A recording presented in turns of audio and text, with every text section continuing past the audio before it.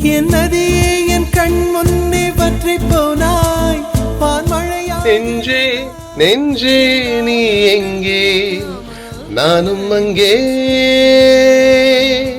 என் வாழ்வும் அங்கே. ஹாய் கோவை, நான் உங்க ஹரிஷ் ராகவேந்திரா. தொட்டு தொட்டு போகும் தென்றல் தேகம் எங்கும் வீசாதோ.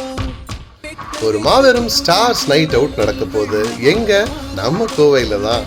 ஜூலை 12 அன்னைக்கு ஹிந்துஸ்தான் காலேஜ் கிரவுண்ட்ஸ்ல ஒரு மாபெரும் இசை மற்றும் ஆடல் பாடல் கொண்டாட்டம் நடக்க போகிறது.